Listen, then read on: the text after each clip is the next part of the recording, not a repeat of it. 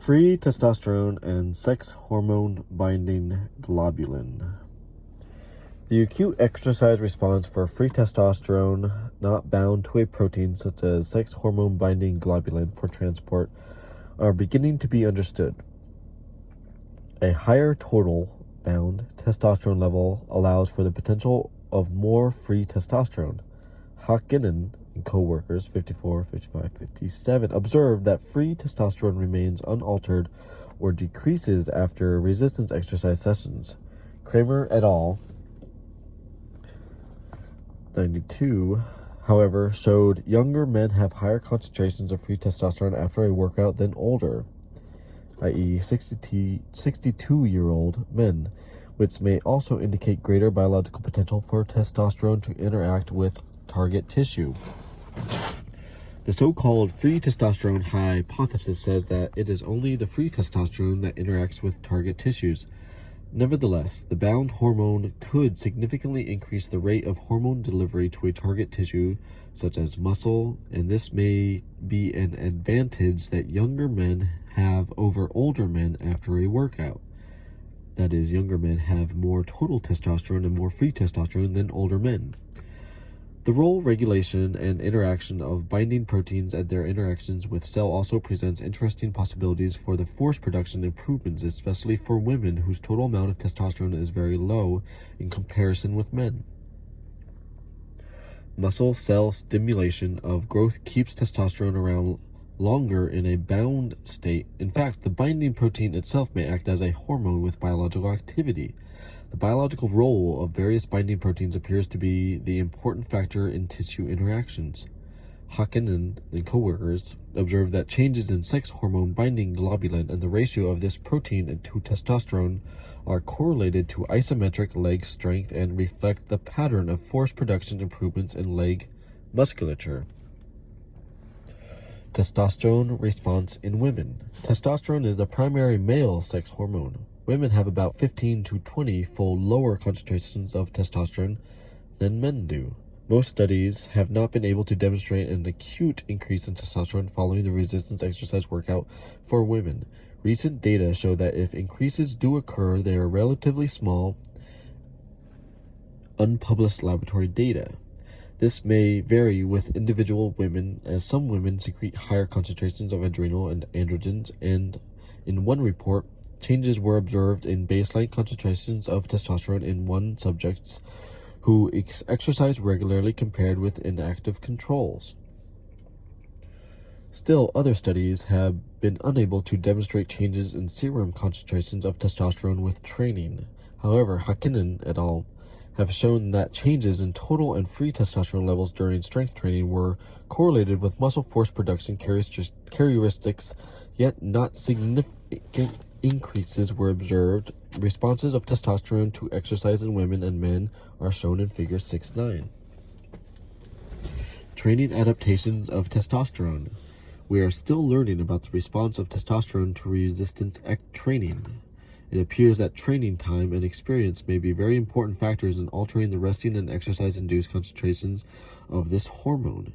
Its role in skeletal muscle may change, however, as upper limits of muscle cell size increases are achieved. In adult men, acute increases in testosterone have observed if the exercise stimulation is adequate, i.e. multiple sets, 5 to 10 RM, adequate muscle mass used. In a classic study, Hakkinen et al. Demonstrated that over the course of 2 years of training, even in elite weightlifters, increases in resting serum testosterone concentrations do occur, concomitant to increases in follicle-stimulating hormone and luteinizing hormone, which are the higher brain regulators of testosterone production and release. Testosterone may have a role in nervous system development in longer-term training. Increases in testosterone concentrations may augment the neural adaptations that occur for strength gain in highly trained strength and power athletes. Growth hormone. One of the most interesting endocrine glands is the pituitary gland, which secretes growth hormone GH. The cybernetic response of GH are shown in Figure 6.10. Human GH is also called somatotropin. It is secreted by the anterior pituitary gland and exerts many effects on the human body.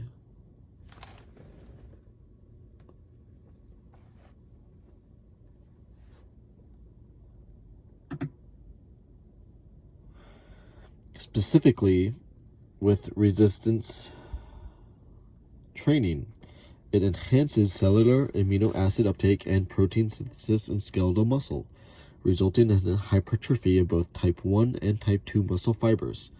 The anabolic effects of GH on these tissues can be directed as well as mediated through the production of insulin-like globulin factor 1, IGF-1, by the liver and other cells, fat cells. GH is important for the normal development of a child, but it also appears to play a vital role in adapting to the stress of resistance training.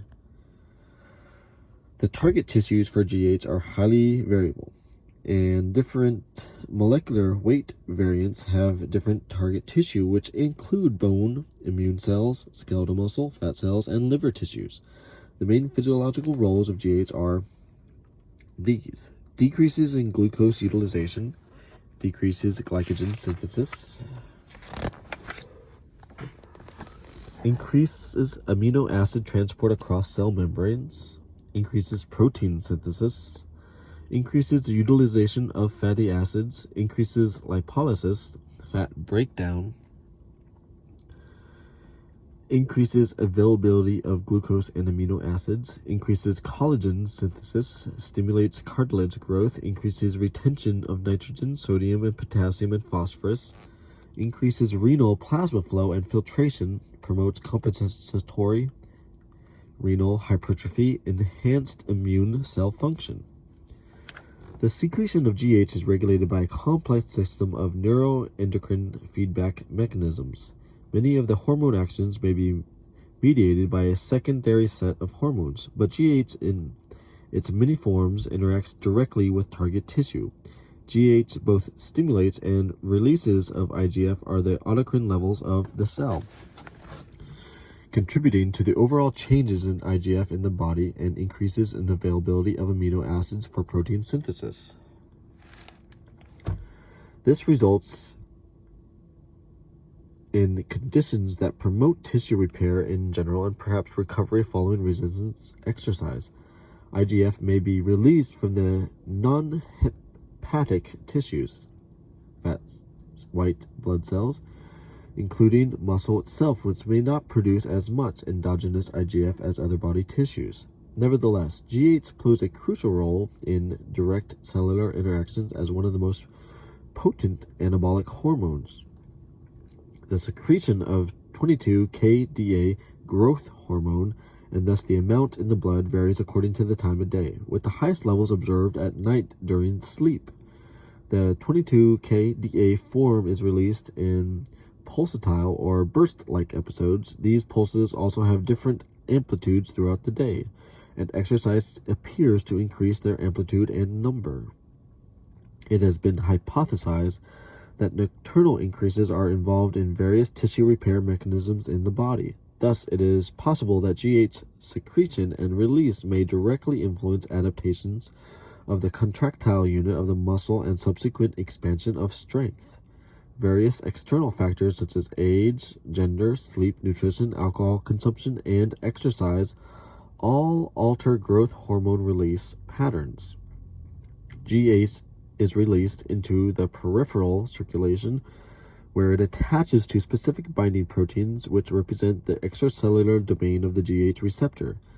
In general, GH acts by binding to plasma membrane-bound receptors on target cells.